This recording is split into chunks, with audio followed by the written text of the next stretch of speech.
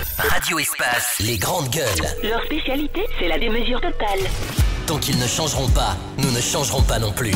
Les grandes gueules, à suivre tous les jours sur la radio d'opinion. Radio Espace. Tous les soirs, vous avez accès à cette émission ce lundi matin. Merci à vous qui nous regardez à la télévision.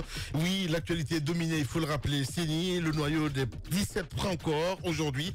Dans l'après-midi de ce lundi, le nouveau directoire de l'institution électorale s'engagera par serment à respecter, à faire respecter donc les textes qui réglementent la chose électorale en Guinée. Pendant ce temps, on le sait, l'ancienne formule de l'organe électoral n'a pas été exempte de reproches. Et dans un contexte politique marqué par une succession de crises, notamment à l'opposition et à l'Assemblée nationale, la nouvelle CENI n'est pas prête, il le dit Tamba ce matin, de rassurer. Et quelles leçons peut-on tirer de la dernière expérience? La forme de la nouvelle CENI présage-t-elle de meilleures performances? Vous allez la voir dans ce studio ce matin. Étienne Soropogué, il faut le rappeler, ancien commissaire de la CENI, sera avec nous dans cette émission, mesdames et messieurs. Accord SLEG, gouvernement, l'histoire est loin d'être close.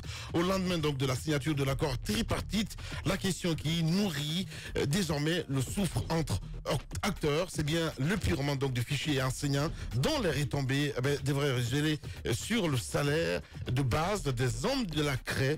En effet, quoique saluée par tous, la mesure soulève des inquiétudes notamment auprès d'autres structures syndicales peu solidaires de la démarche du SLEG qui craint, il faut le dire, des règlements de compte. Et qu'est-ce qui fonde ces inquiétudes de la FSPE et du CNE? Réponse, Oumar Tounkara, il faut le rappeler, numéro 2 du SLEG. Nous allons l'avoir ce matin dans cette émission. Et monsieur Michel Pépé, secrétaire général du syndicat national de l'éducation. Vous allez les avoir ce matin dans cette émission, les grandes gueules. Avant d'en venir évidemment sur ce dossier d'enquête avec Moussa Moïsila, nous allons essayer de faire lecture de quelques messages dans cette émission. Beaucoup de réactions ce matin, évidemment, avec les auditeurs au 657 39 13 13. Le temps que ça s'ouvre, on va essayer de faire un saut sur Twitter, voilà, sinon sur l'autre plateforme. Bonjour les grandes gueules, ce que Moussa dit sur les fausses optiques fait rire, mais nous devons prendre des précautions. Nous sommes en danger sur tous les enfants. C'est camarade Sili Diallo qui nous envoie ce message. On reste toujours dans le sillage avec cet autre Habib qui nous écrit ce matin. Le sujet des GG de ce matin m'interpelle et je voudrais intervenir si vous me donnez l'occasion. Je suis à Dakar, c'est Habib évidemment qui nous envoie ce message. On va essayer de le rappeler, il n'y a pas de problème. Allez, on va rester toujours dans le sillage avec toujours ces auditeurs sur le 657 39 13 13. Oui, bonjour. La Guinée n'a plus besoin d'un politicien professionnel. Nous voulons désormais un homme capable avec une vision surtout pour l'environnement qui manque de réflexion approfondie. Lamarana Yemberin, coordinateur de SICORA IFDG, qui nous envoie ce message. On reste toujours dans le sillage, mon cher Tamba. Voilà, même si tu fais les yeux de hibou ce matin, voilà, on va y aller avec cet autre qui nous écrit. Bonjour les grandes gueules. Aujourd'hui, dans notre chère Guinée, il paraît qu'aucune institution ne fonctionne parce que le pays est bloqué sur tous les plans. Alors soyons derrière le jeune leader, monsieur Aliouba, signé Biloba. Jules Kombuno, depuis Zérékoré, qui nous écrit. Bonjour les grandes gueules, il n'y a pas de gouvernance, plutôt les démagogues. Voilà, lui il le dit clairement. Lui aussi il a Zérékoré. C'est Mohamedou Niagarapulo Dimo, depuis Zérékoré, qui nous écrit. Je demande à tous les députés de la mouvance et de l'opposition de se désabonner totalement de l'Assemblée nationale parce que leur mandat est périmé. Voilà, il est clair. Hein. Maintenant sur Twitter, avec cette autre réaction évidemment des tutos sur ce matin avec le hashtag espace GG. On va y aller le temps que ça s'ouvre avec l'abonnement ce matin. Allez. Bonjour les grandes gueules, c'est Mohamed Lamine Keita qui nous écrit. Parlant des camions vidangeurs des WC, il faut demander à l'État qu'est-ce qu'ils envoient. Voilà. Où est-ce qu'il envoie nos merdes? Voilà. Il reprend un petit peu les expressions de Moussa Moïse là ce matin. Allez, on va rester avec cet autre. Voilà, le hashtag est repris, hein, ça part dans tous les sens. Moussa, avec toi sur le tweet, le hashtag espace GG. Beaucoup d'auditeurs se marchent là-dessus. Allez, on va rester dans le sillage avec cet autre. Bonjour Lamine. Pour en finir avec cette question de saleté à Conakry, il faut une parfaite organisation, qu'on arrête ces opérations de tape à l'œil et interdire la brûlure des ordures partout à Conakry. C'est la fumée, on dirait la Chine. C'est la pollution. C'est un auditeur évidemment, qui nous envoie ce message.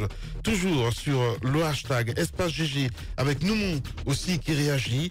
Bonjour, mon putain. Ahmed Tiyanba, l'incivisme et l'inaction des communes est à revoir dans la gestion des déchets. Les gens en parlent et refusent d'agir dans les faits.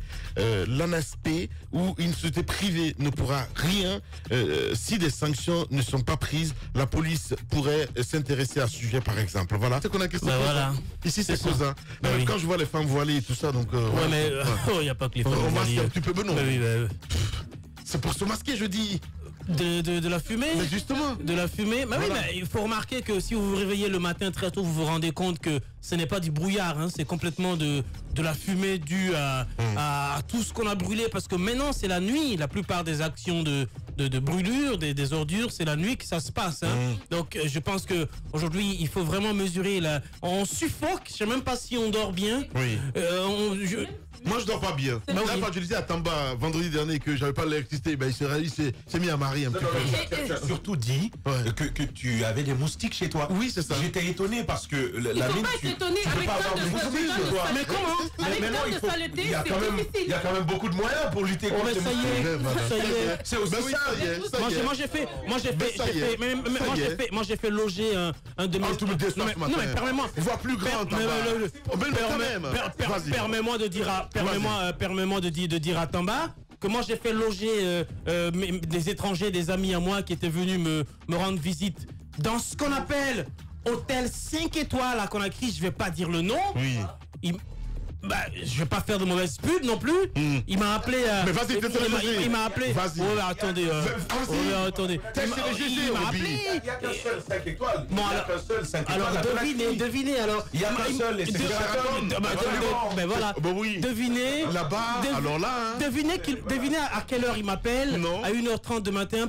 J'ai eu peur. Je suis sorti dans le lit. Je dis mais qu'est-ce qui va pas? Qu'est-ce que t'as eu? Il y a la police qui est venue te chercher ou pas? Il m'a dit non. J'arrive pas à dormir parce qu'il y a plein de moustiques ici dans la chambre. Donc, Tamba, si dans un luxe pareil, oui, tu trouves les moustiques, c'est quand même pas chez la mine Grassi que t'as pas trouvé les moustiques. Justement, pour lutter contre les moustiques. On n'a pas besoin de luxe pour lutter contre les moustiques. Chez moi, c'est pas du luxe. Mais quand même, je sais lutter contre les moustiques. En fait, c'est rudimentaire, c'est élémentaire. On peut pas lutter contre les moustiques à Conakry, c'est impossible. Lorsqu'on s'adonne à de telles pratiques dans les foyers. Par exemple, le jeudi passé, j'étais là au balcon à côté. Il y a une famille qui s'est permis de le faire. J'étais avec Idrissa. On avait tous les deux peur. Parce qu'effectivement, pour brûler les ordures, on a allumé le feu et ça a failli prendre l'arbre qui était à côté. Et un peu en dessous, il y avait les fils. Ce sont les voisins même qui se sont levés pour interpeller la famille pour qu'on vienne éteindre. C'est pour vous dire que à vouloir laisser chacun trouver une solution à ce problème d'ordure, on ira forcément vers d'autres problèmes. Ce qu'il y a lieu de faire, c'est de mettre en place une politique digne de nom de nettoyage. Aujourd'hui, il n'y a rien qui explique cette incapacité de l'État à mettre en place toutes les structures, tout ce qu'il faut pour nous débarrasser de Conakry. Je te rejoins, Lamine, c'est un refus. Pourquoi ça, on ne le sait pas, mais ça ne peut être qu'un refus parce que les moyens ne manquent pas, les compétences ne manquent pas. Voilà. Et Med qui enfonce le clou du côté de Symphonie, on n'en parle pas. Hein. Voilà, ça c'est vers chez les Moustamouis s'il allait. Et Habib Diallo, bonjour. Oui, bonjour monsieur. Bienvenue. Voilà, bienvenue chez les Grandes Gueules. Tu nous as écrit ce matin, Habib, tu souhaites réagir évidemment sur ce sujet. Tu es chef d'entreprise. On va t'écouter, Habib. Qu'est-ce qui te fait réagir ce matin? D'accord, merci à l'ami, merci à toi et toute ton équipe et encore une fois mes condoléances pour le décès qu'il y a eu au sein de votre radio et toutes mes condoléances à la famille et à tous ses collègues. Le sujet de ce matin m'appelle beaucoup parce que, voyez-vous, la mine, nous qui sommes à l'extérieur, à l'étranger, on a un peu marre, d'entendre toujours que l'état Rodi a très bien résumé tout à l'heure. Je pense que le problème de l'insalubrité, il y a deux volets qu'il faut voir, qu'il faut prendre en compte. Sans ces deux volets-là, on ne peut pas avancer. Et d'abord, désenclaver les quartiers pour qu'on puisse évacuer les déchets, ça c'est une réalité. Et il y a la dame, c'est pas comment elle s'appelle aussi, qui a rebondi sur un autre volet également, c'est le volet du traitement des déchets. Quand on parle de déchets, on commence d'abord à la fin et on vient vers le début. D'abord, il faut savoir, quand on collecte ce qu'on va amener, qu'est-ce qu'on va en faire. Le premier point, je pense, en ce qui me concerne, ce que j'ai vu dans beaucoup de pays, c'est d'abord le traitement des déchets. tant qu'on n'a pas réglé le problème de traitement, c'est pas simplement déverser les ordures, parce que les déchets, si on ne les recycle pas, si on ne les travaille pas, on peut les mettre, ça peut rester vitam aeternam, les déchets vont toujours rester là. Il faut d'abord savoir ce que nous allons en faire de ces déchets que nous avons collectés. Bien. Désenclaver les quartiers, pour que la population puisse évacuer les déchets vers les points de collecte. J'ai vu un processus très simple. Il n'y a pas longtemps, j'étais à Barcelone, qui peut être adapté à notre pays, la ligne, quand j'aurai l'occasion de te voir. Je te soumettrai mes idées sur votre aire, des preuves, qu'on peut très bien nous en sortir en Guinée. La Guinée, c'est un pays qui est très facile à aménager, c'est un pays plat, pratiquement plat sur beaucoup de villes à part le Souta. Il faut que nous prenions vraiment ces histoires de déchets très au sérieux. Aujourd'hui, nous sommes la risée du monde entier. Bien.